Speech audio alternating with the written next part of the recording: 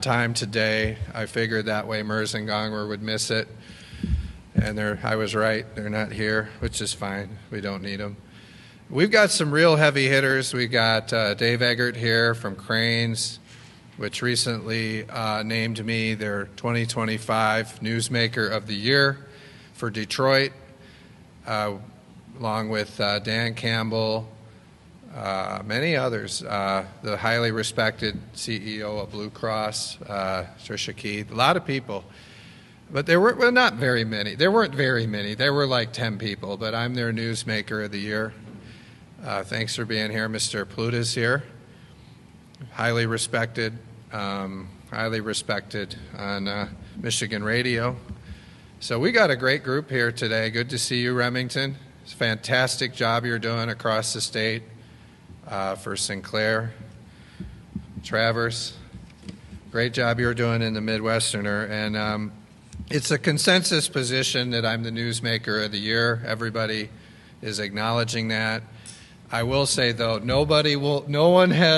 we have not seen who the Midwesterner's Newsmaker of the Year is, and I know the anticipation is building. I mean, Cranes has showed their cards.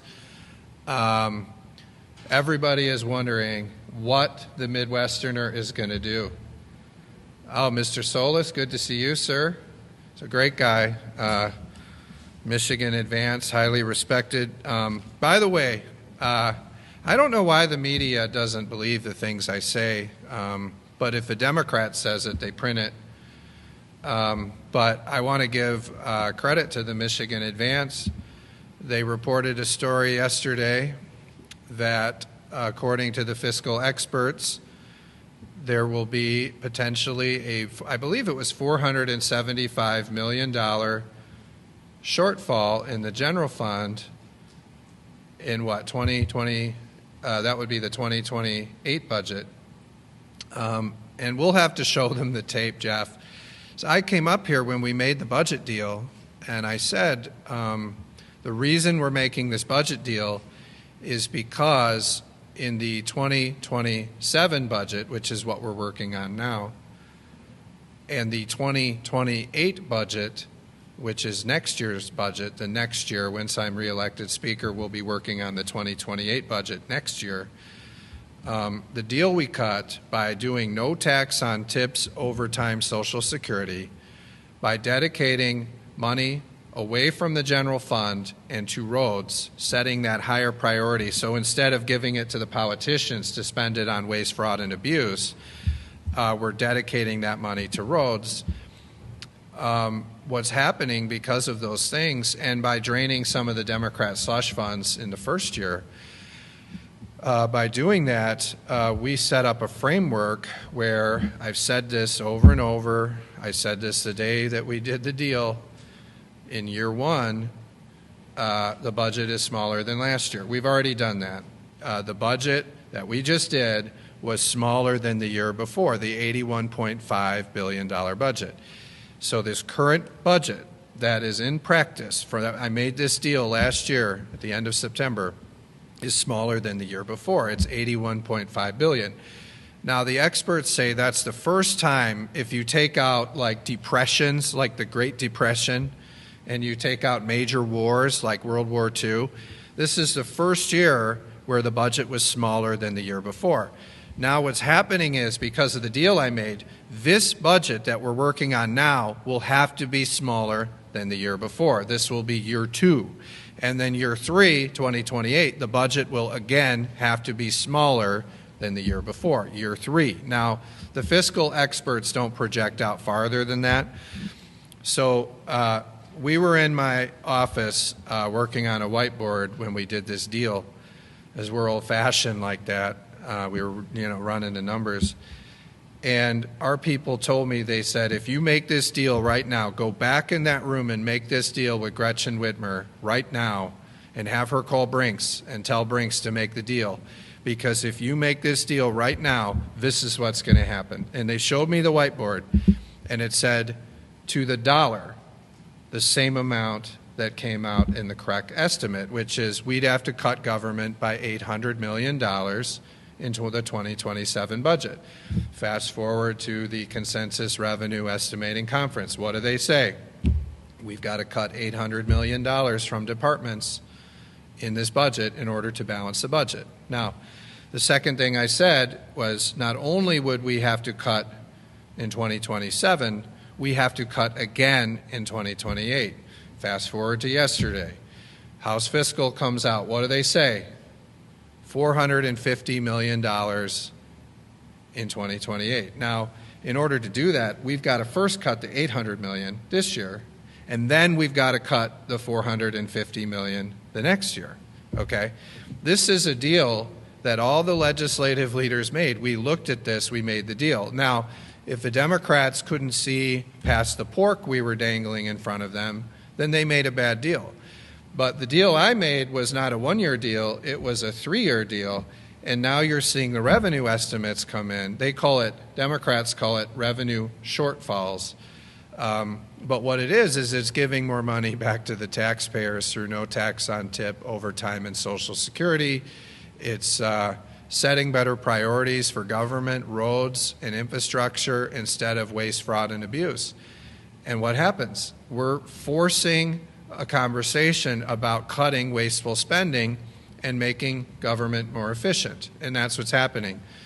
Now, Gretchen Whitmer came out with her budget. And by the way, I did a pretty good job of predicting what was going to be in there, didn't I? A lot of tax increases. Now, they proposed, Democrats and Whitmer, $800 million in tax increases in order to address this budget shortfall that the politicians purposely created. So the Democrats and Whitmer are proposing $800 million in tax increases, and the Republicans are saying, no, we're going to cut $800 million of waste, fraud, and abuse, and we're going to make this budget more efficient. Government is going to have to live within its means, and we're going to, I mean, you think about it, that's about 1% of the budget, right? It's a $81.5 billion budget. We're talking about cutting $800 million of waste, fraud, and abuse. Who doesn't think we can cut 1% of government, especially after it's grown over 40% since Whitmer started? We can cut 1% of government.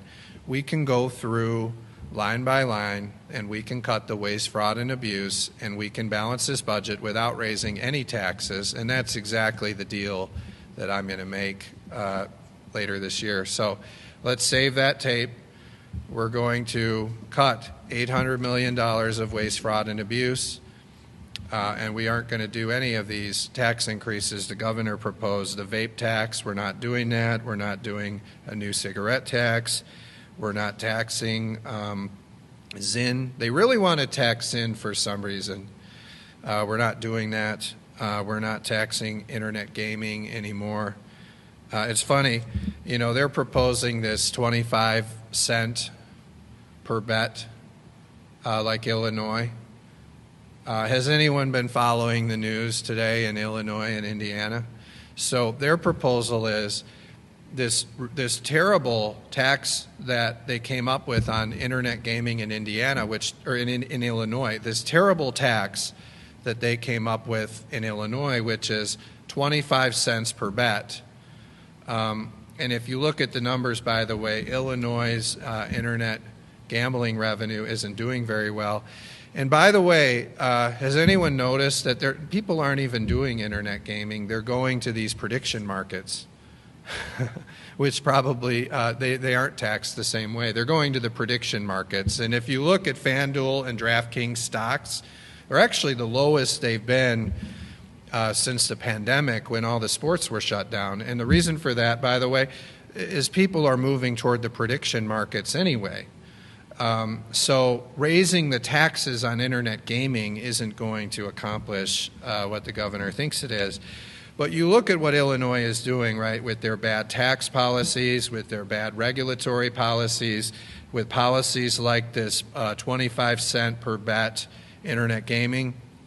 What's going on today? My friend Speaker Houston in Indiana and their great governor Mike Braun, it appears they're going to land the new stadium for the Chicago Bears. So the Chicago Bears are, it appears, leaving Illinois and moving across the border to Indiana for their new stadium, a state that has much better tax and regulatory policies. And I mean, we all know, we've seen it, what a terrible job Illinois Governor Pritzker is doing. I think this is a very telling story of two different paths. You see Governor Pritzker with his tax policy, high taxes, high regulations, high cost of business, slow customer service from their economic development. And then you see Indiana. Indiana moves at the speed of business. Indiana has competitive tax policies. Indiana has competitive regulatory policies. And Indiana is going to steal the Chicago Bears from Illinois. I don't think there's a better case study to show the difference in these policies that you see. I mean, Indiana has moved forward to lower their income tax.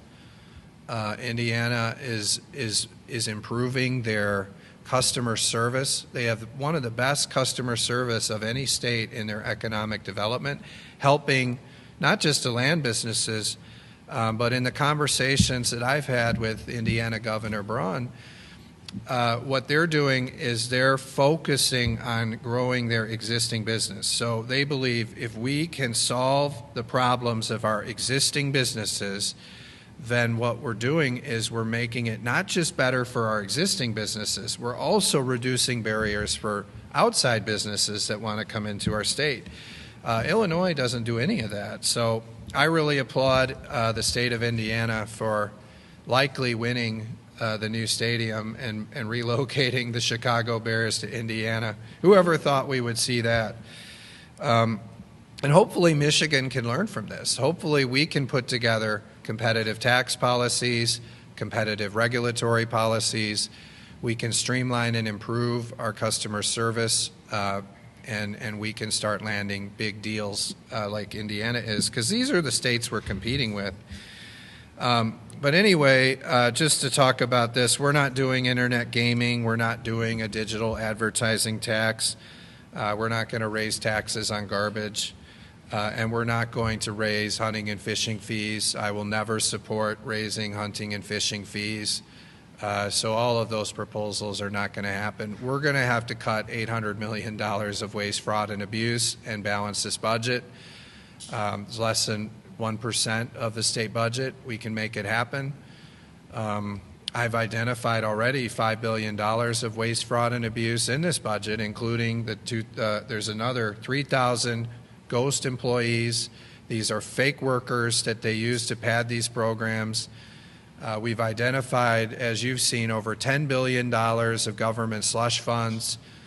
Of that, the government is literally getting $600 million a year of interest off of the taxpayers from the excess in budgeting every year. They budget a lot more every year than they need, and they're keeping the money, and they're getting $600 million a year in interest because they have so much money, but yet they're proposing raising your taxes. It is insane.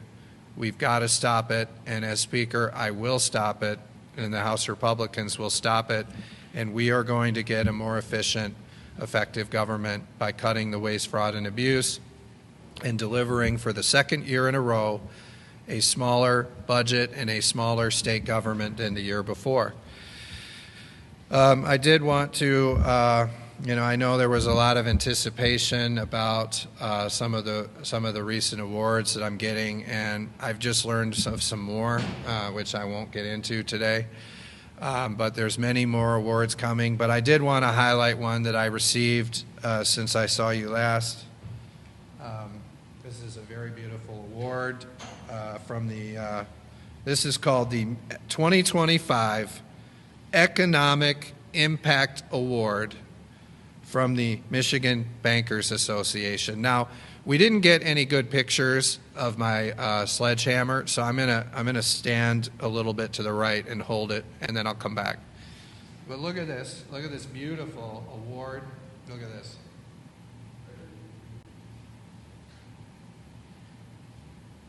All right, we got it? All right. Last time I didn't pause. I don't know if you could get the picture from that angle, but I know. Well, it's right there. The school groups have been looking at it. We left it there for all the school groups so they can come over, and we probably should put a rope around it. We don't want the school groups, we don't want the kids actually picking up a sledgehammer. I'm not sure the Capitol Commission would like that, but and by the way, Terry Land's doing a great job. I appointed her to the Capitol Commission.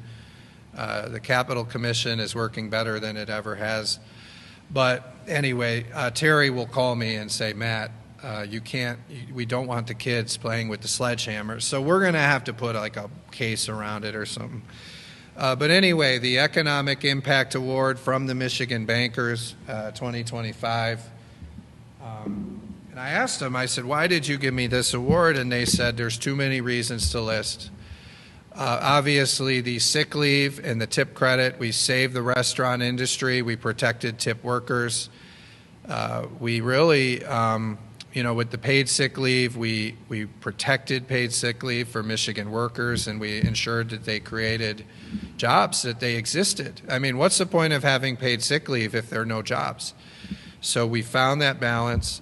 We delivered a smaller budget than last year. We gave them no tax on tips, overtime, Social Security. We delivered record funding in education.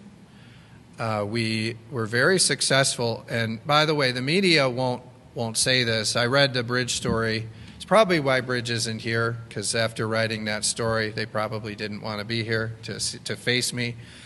But they talked about all of the promises that Gretchen Whitmer made in her last State of the State, and I give them credit. It's pretty hard not to say that I had something to do with the Hall Ethics, Accountability, and Transparency Plan. So they had to say that I helped with that. I literally was at the White House with Gretchen Whitmer, so they kind of had to give me credit for Selfridge. Because I was there, and I've been very involved in lighting and landing a new fighter mission for Michigan with President Trump and Governor Whitmer. But they didn't say anything about the roads. The roads never would have happened without me as Speaker and without the House Republicans. Well, fortunately, the bankers know that. And when you're talking about economic impact, and I'm now the 2025 Economic Impact Award winner, probably the biggest economic impact of anything we did was the roads deal. That's going to protect tens of thousands of jobs and create jobs in Michigan. I looked at the numbers on that, and this was bigger than any economic development deal that Governor Whitmer has proposed spending hundreds of millions of dollars or billions of dollars on. We were going to lose, it was tens of thousands of Michigan workers, and instead we've added, I think it's 10 or 15,000 new jobs in construction, and we're not done yet. There's still more work to do on putting money into roads, but we literally saved this industry. And that's why I've received the 2025 Economic Impact Award. So even though Bridge forgot that I was the driver of that, at least the bankers know. And that's why I'm the Economic Impact Award winner. But remember what Governor Whitmer said. I've never worked with a legislative leader that had the guts and the brains to put together a roads plan and move it through the chamber. Hopefully she says that again in her State of the State. You think she will? I bet she will. So nobody, Governor Whitmer, and that includes the Democrats. Remember, they had a Democrat trifecta. They did nothing on roads. They spent a $9 billion surplus, the Democrats, when they controlled everything, and they did nothing on roads. And Mike Duggan is right. When the Democrat trifecta existed, they did nothing. They accomplished nothing. I mean, we saw them holding up the education budget over their transgender agenda. Fortunately, that was solved. But I remember that was going on for a long time, where these Democrats were blocking the education budget over the transgender agenda. And Mike Duggan called them out. But he's right. They did nothing on roads. They did nothing on the literacy problem. They did nothing on affordability. It was dysfunction. I mean, remember Speaker Tate's number one priority, the land value tax. He couldn't get that done. His own members blocked it. And that was a disaster. So really, they talk about housing affordability. The Democrats did nothing on a housing affordability. Remember, some of these bills that Joe Aragona introduced they could have passed this during their Democrat control of government. They didn't. They did nothing for housing affordability. Fortunately, Joe Aragona has reintroduced these bills, and now we're working on some of the regulatory changes needed to lower housing costs in Michigan. It's interesting. Some of the studies say it's like $95,000 of the cost of a new home is regulations. And so what Joe Aragona is doing with his announcement this week with House Republicans is we're working to eliminate some of those regulations.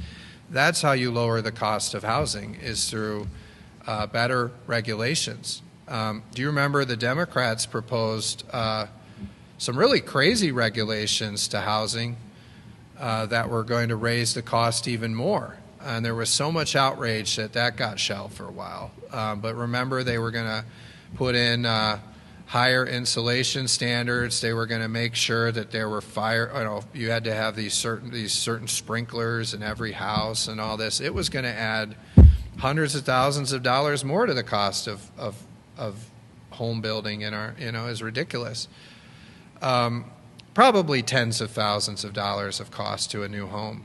With all those new regulations by going to different home building standards, and that's been blocked for now.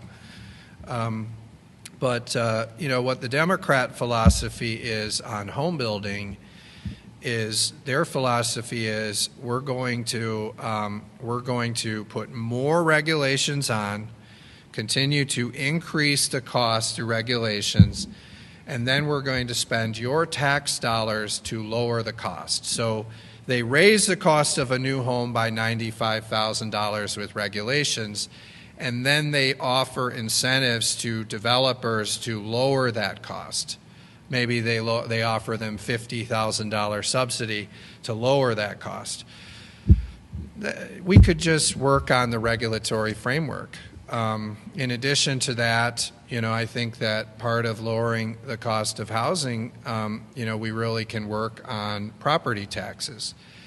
And that's something that I and the House Republicans intend to do. I put this forward for 2026 as a top priority. I'm appreciative now that the ultimate Lansing insider, Sarah Anthony, has a proposal. It's not a very good proposal, but it's a start. You guys, try to get her to explain to you this tax credit in 30 seconds. It's not easy. It's a very complicated tax credit, but it's a start. And then Governor Whitmer has now come to the table with a property tax proposal, which would lower property taxes for some seniors. I see that as a positive development too. So by me putting property taxes forward as an issue, I'm continuing to demonstrate how I am the newsmaker of the year, because what we're doing is I'm putting property tax forward, then the Senate Democrats put a plan on the table, then the governor puts a plan on the table. I would like to go further. I believe we need broader relief. I would like to see us eliminate the state education tax, those 6 mills. I think that would save the average homeowner about $900 a year.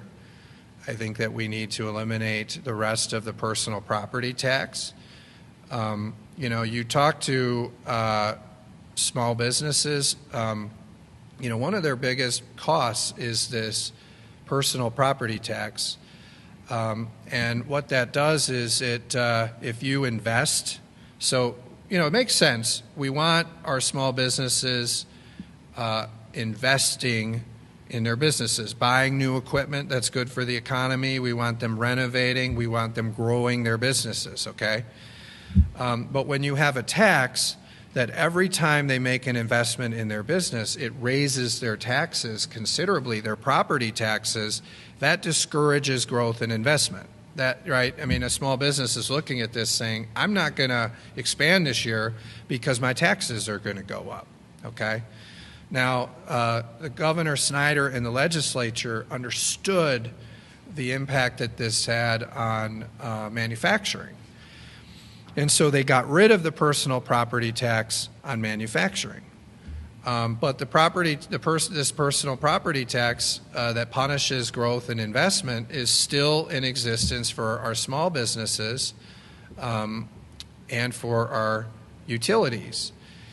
And I look at this, and I'm putting a lot of pressure on these, these utility executives, and I'm saying, look, I want to see you lower costs, and I want to see you invest in the grid. I would like to have a more reliable grid. Michigan has one of the worst reliable grids, and you get a little bit of wind. I mean, just a little bit of wind, and then your power gets out. And we see that all the time, and people get mad.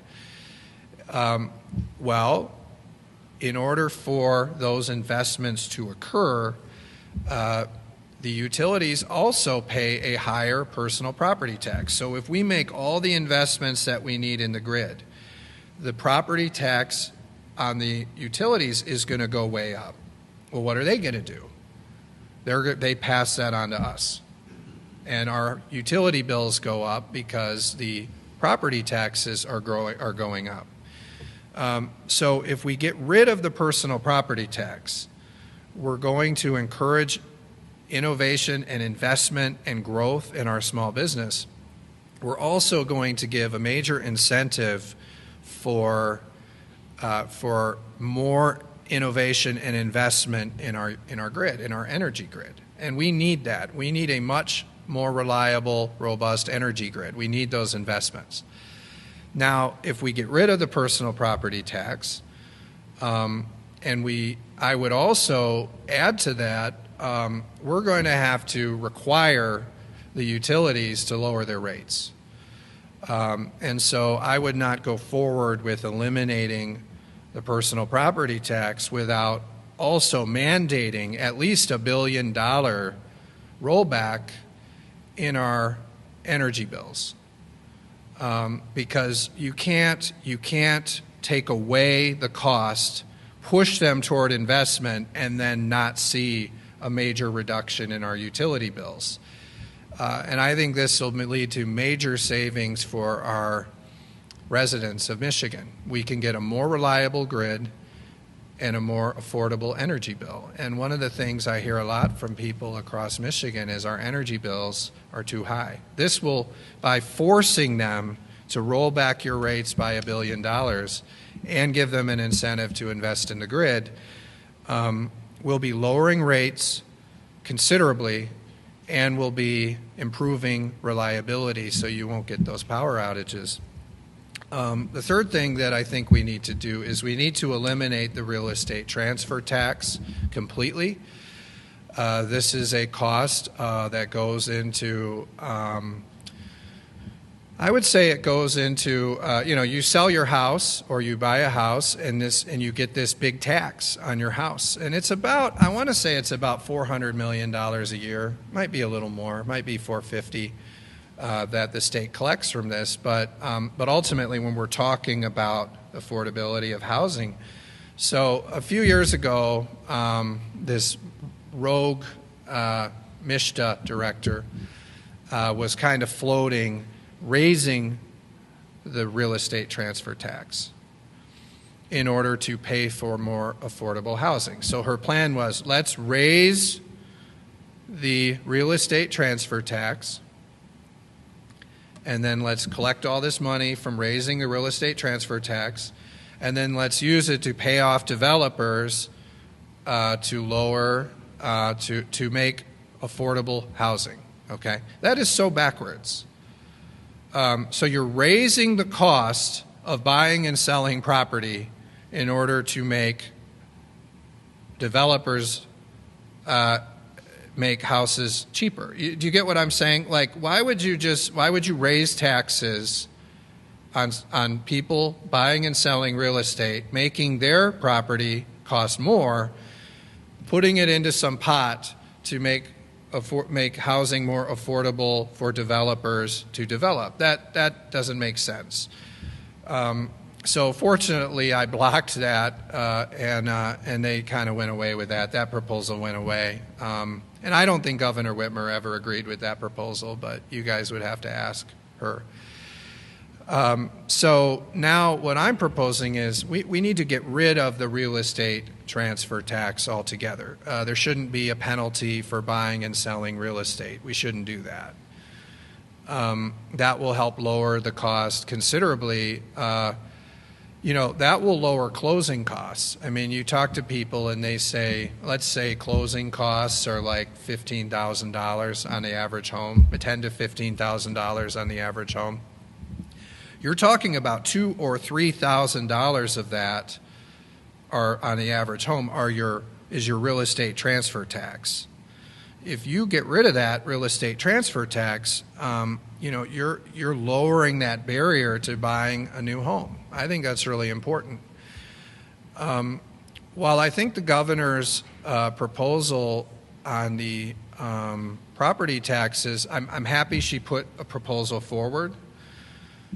There's some downsides to her proposal, okay? So when we're talking about the cost of housing, one of the challenges we have is that there's not enough supply. There's not enough homes on the market that people are trying to sell.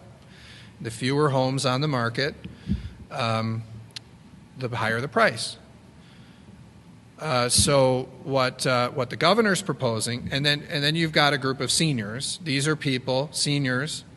They're living in their homes. Probably, in many cases, they've had these homes for decades. In many cases, these homes are much bigger than what they need. Now, what I would propose is eliminating the pop-up tax, okay? I think that some of the proposals of the past, there were some very good things in Proposal A. There were some very good things in Headley. The problem is when you're restraining the growth of property taxes to inflation or 5%, whichever is lower, and by the way, under Biden, it was basically 5% every year, and that's why we're having this problem, because it's like 20% higher than it was after Biden. It's growing by 5% a year. Okay, it would have grown by a lot more than that probably if it weren't for those protections, okay? The problem is as soon as you sell your home, you lose all of that, and it goes all the way up to the real value and half of that. So what happens is the efforts to keep your property taxes lower than inflation are only protected while you own that home. Once you sell that home, then it goes all the way back up and you don't have those protections. And so if you go back to, say, 1990 and you look at what's happened since then, these reforms worked for a few years, but once they sold their homes and then sold them again, it essentially has no effect over time. Everyone is up at that higher level. That's why states like Florida have looked at this and said, we need to get rid of this pop-up tax so that there's a way to, you have that base value and it doesn't go way up when you sell it. The effect of that is seniors, if they want to buy a smaller home, they can't because their property tax will go up. I mean, say they bought this house in the 1990s and then they sell it and they want to move into a much smaller house. In most cases, the property taxes they'll be paying are higher in the smaller house, so they don't sell their homes. So if we get rid of this prop-up tax, what will happen is there'll be an incentive for them to sell their homes, to move into smaller homes, which will create demand there. But also there'll be a freeing up of all these other homes that people can buy. It'll increase the supply. You contrast that with the governor's plan. The governor's plan is really to give more tax incentive for those seniors to stay in the homes they're in. Okay, and I think that's very good to lower the cost, the property taxes cost for seniors. I think that's good. But by doing it this way, you're incentivizing those seniors to stay in their existing homes. That really works with a philosophy of, okay, we're going to keep the seniors in these homes, and then we're going to pay developers to build affordable housing with your tax dollars, okay?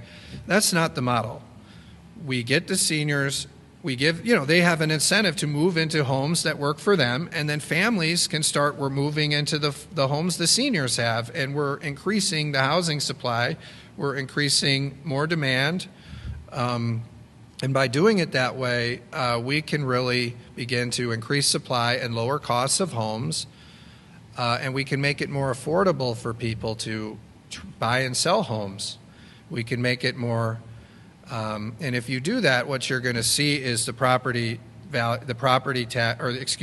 price of these homes are going to go down. So we need less regulations, we need a better tax structure, and we need to come up with a better way to incentivize a bigger supply of homes. So if we do that, I think you'll see a much better outcome, and you won't have to spend hundreds of millions of taxpayer dollars to subsidize all these homes that essentially the government have made unaffordable.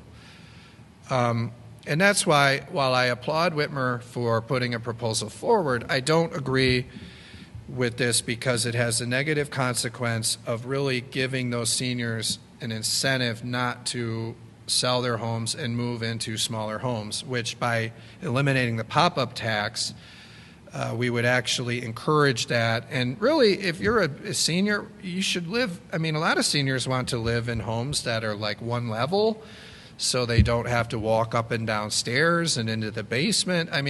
As you get older, there's a lot of people want a smaller home. They just can't afford it.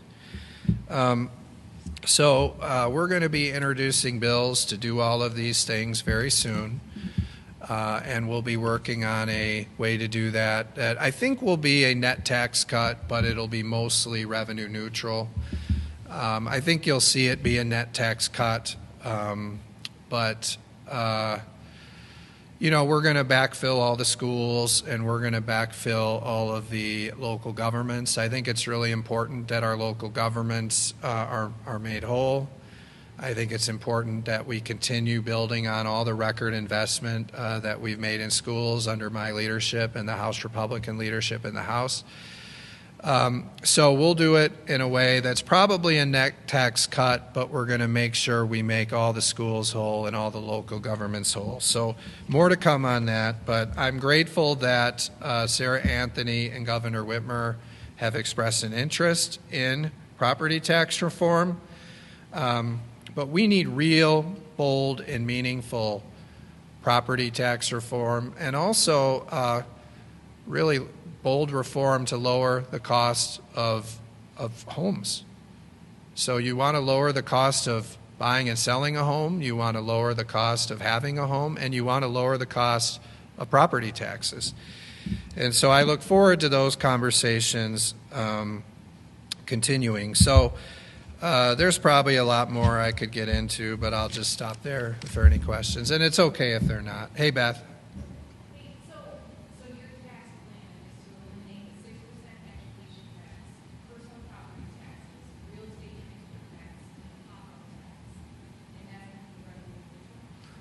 It'll probably be a net tax cut, but a lot of it will be revenue neutral, and I would call it the $6 million. Yeah, the $6 million state education tax. So I'm really an expert in property taxes. I've been talking about it for a long time, and what I would say is so the mills vary. The mills vary a lot from city to city and from township to township. But the state levies, the only tax the state levies here is the $6 million state education tax. So I think the state can eliminate that $6 million state education tax I estimate that'll save the average homeowner $900 a year, because it, 6 mills on your property. It depends on the property value, but assume roughly $150,000 is the average taxable value. It'd be about $900 a year. And so we're going to do that, but we're also going to replace all the revenue for the education tax too. And I have a plan to do that, which I'll share with you another time. Yeah, Ben.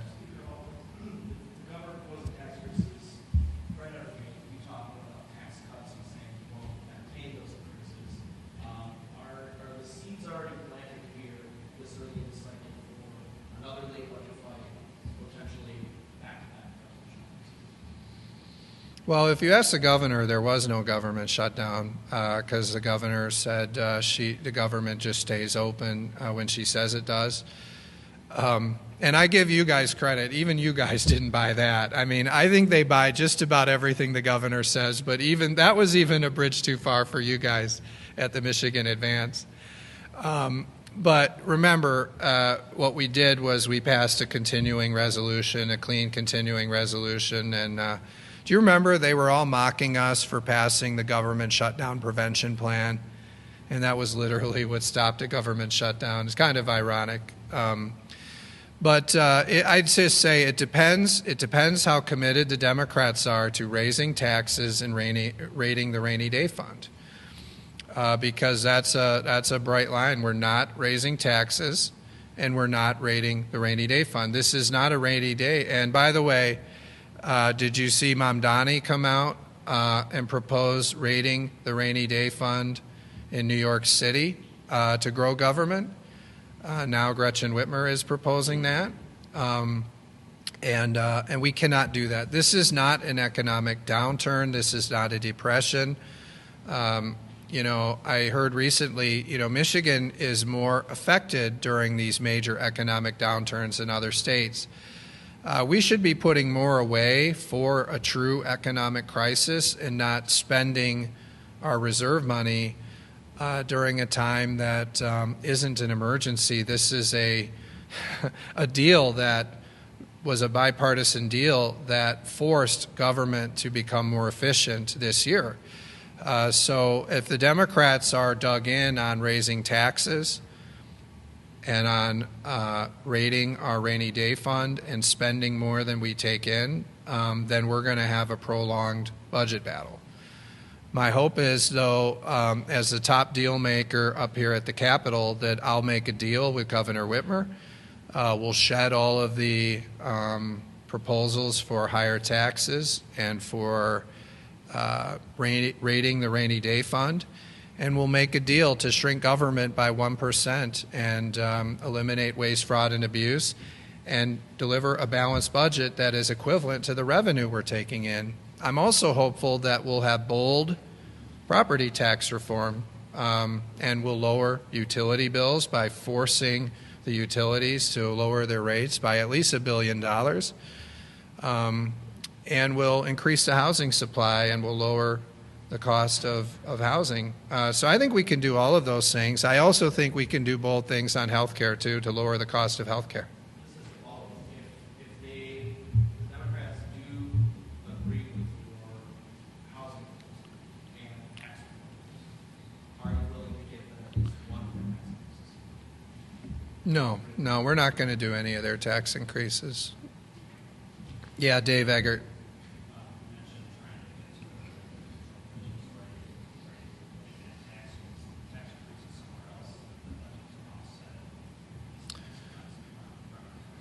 Right. Yeah, I'm looking at that because in order to make it, I think it'll be a net tax cut because I think we have too much revenue now, and we'll have to replace. We'll have to come up with a more fair way to fund schools and local governments. We'll have to do that because we want to continue to make record investments in education and local government. So.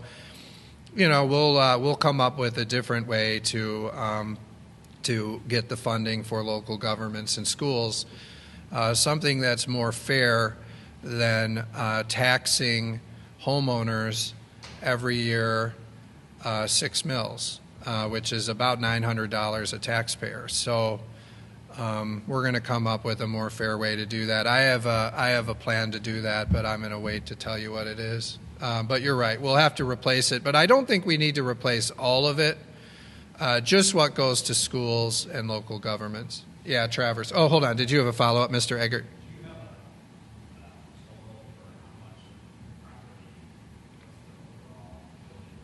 Yeah. What do you think it is, Jeff? It's like $4 billion, something like that. Is that right? Probably about $4 billion. I think that's right. Do you agree with that, Gideon? It's probably about $4 billion.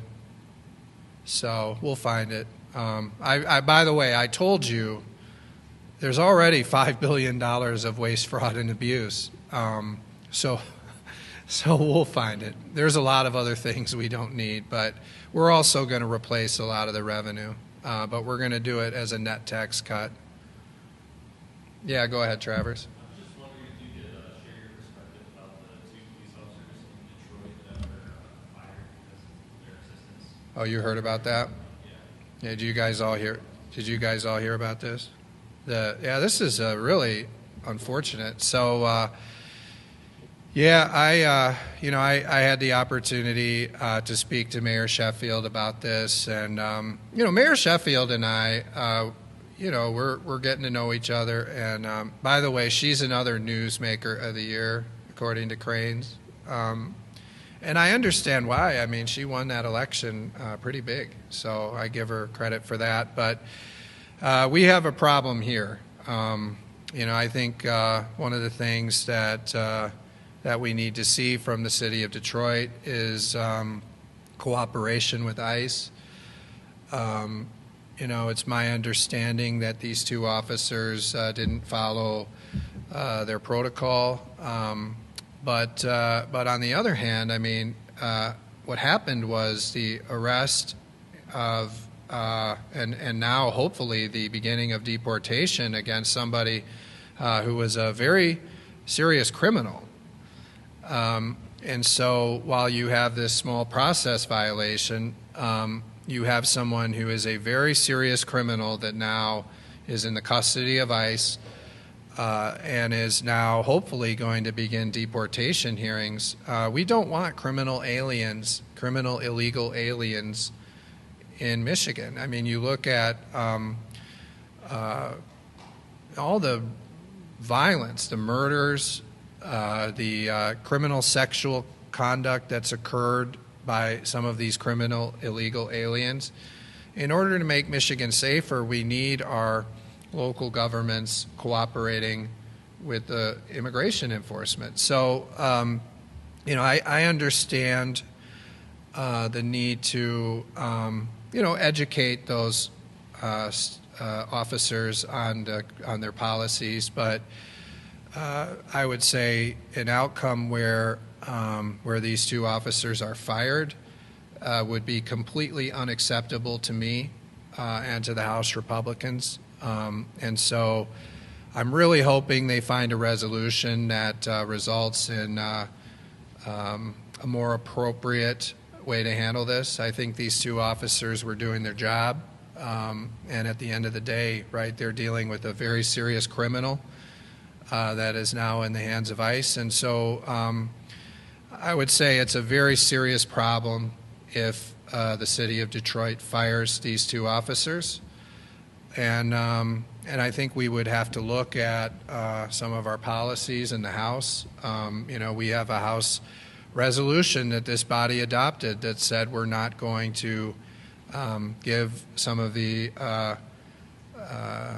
pork spending to cities that are sanctuary jurisdictions. And so we'd have to look at this very carefully as we evaluate a policy where police officers are fired for calling ICE and how that worked with our policy that said we will not give this additional funding to these sanctuary jurisdictions. We'd have to look at that very carefully. I also know this is a major concern that I have, and that firing these two officers would be unacceptable to me. and would very much sever the relationship that we're building between me and the city of Detroit. So I'm very hopeful that they make the right decision and find a more appropriate way to deal with this violation of their policy, something that will result in the officers learning, right? Learn their policy, understand the reasons for their policy. But to fire these two officers would be completely unacceptable and would really damage the relationship I'm trying to build with the city, with their new leadership. So I'm hopeful they'll make the right decision. Yeah, go ahead. On what? I don't have any thoughts on that. No. Yeah, in the back. House oversight the bills to statutory ban engage with legislators and staff. Oh, did they? Yeah. So House Oversight kicked out bills to stop the politicians from having NDAs? And staff. Yeah. How quickly or so would you expect that to go to the House? Okay. Yeah, well, I give Rick credit.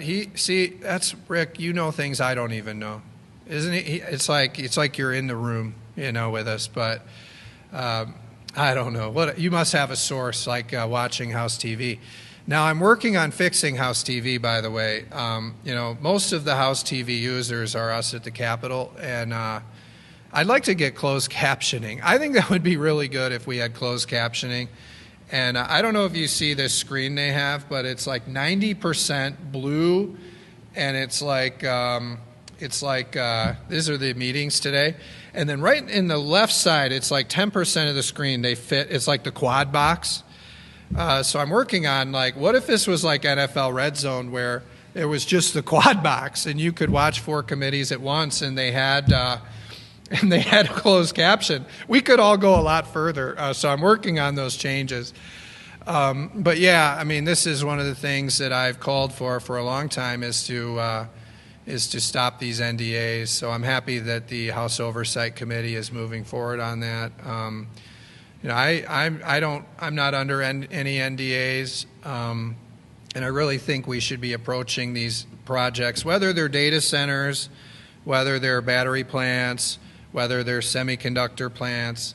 When we're going into these communities, we really should come in and communicate, get their buy-in, and these NDAs don't accomplish that. So I used to think that if there were people that had strong disagreements that had NDAs, you had the protections there.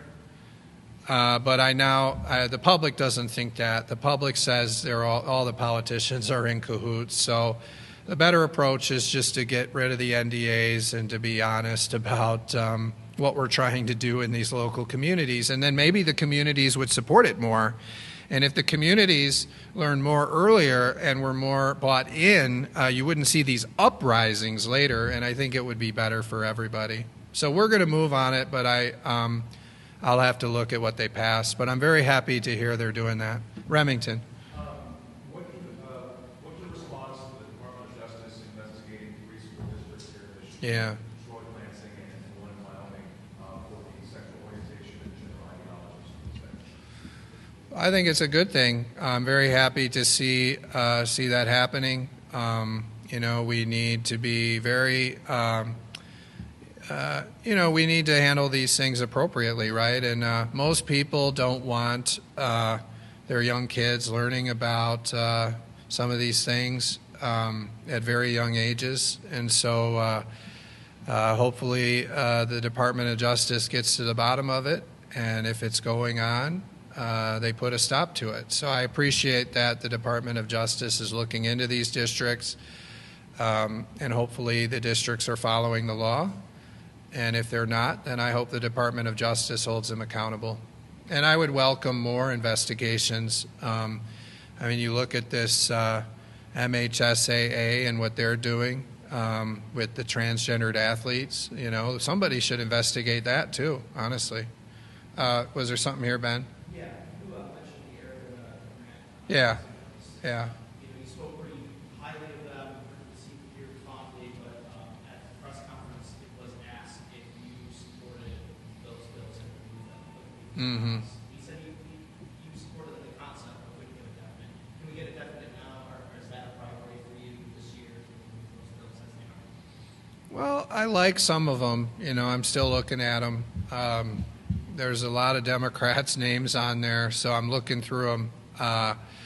But I agree with them on the concept of reducing regulations. I mentioned that it's like $95,000 to the cost of a new home, all these regulations, and to the extent that these lower those regulations and lower that cost, I think you'll see us move at least some of them. Yeah, but some of them are in the Senate, and they would have to move, and good luck with that. Are they here today? Does anyone know? You think they are? But see, we're not sure if they're here. Go ahead, Travers. In Governor Whipper's budget, there was $10 million for arts and culture. Oh, yeah. Is that something that you would see cutting in your budget? Yes. Yeah, I would definitely see us cutting the $10 million for the wasteful art and culture grants. I mean, these go to barbershop quartets, glass blowing groups, puppet art groups. I never knew what puppet art was until I started looking into these grants. And apparently there are these two competing puppet art groups in Detroit, and they all get hundreds of thousands of dollars of your tax dollars. And, we all support the arts. Arts are a good thing for our communities and our culture in Michigan. But when you got to cut $800 million or raise taxes, these are the kind of things that we can cut, and I would support cutting again. Yeah, David. Yeah. How do you approach that issue of control and Right. this is something the local governments say should be up to them to decide things like setback requirements and Yeah. Well, I would compare it to like these sanctuary policies, right? I mean, like in the city of East Lansing, it's a sanctuary city. We're going to see about Detroit, depending on how they handle this issue with these two police officers. But when a local government is out of control, then it's the job of the state government to step in and to set better criteria. It's my view that the state is delegating a lot of this authority to the local governments. We want the local governments to wield it responsibly, but if they don't, then the state has to come in and give them better guidelines. And so in the case of a lot of these extreme regulations that we're seeing on housing in these local governments, we're going to review them, and where we see that they're adding too much cost, where we see that there's more costs than benefit, we're going to have to come in and clarify what the local governments can do and what they can't do. And we're prepared to do that here on housing. Yeah, Beth. I wanted to follow up on a question that you asked earlier about how we would make like school Yeah. Mm-hmm. Saying you could find savings in current departments to mitigate that portion. Would you also find revenue something? Right. Raise taxes elsewhere? Right. So first of all, we could do it solely by eliminating waste, fraud, and abuse, and I've shown that. I mean, there's over $4 billion of waste, fraud, and abuse that I've identified. Schools would be a much better use of that than the waste, fraud, and abuse they're spending on it now. Now, separate from that, I also would support coming up with a more fair way to raise revenue to make schools whole and local governments whole, but overall it'll be a net tax cut. And I do have a plan, but I'm not. I'll share that for another time.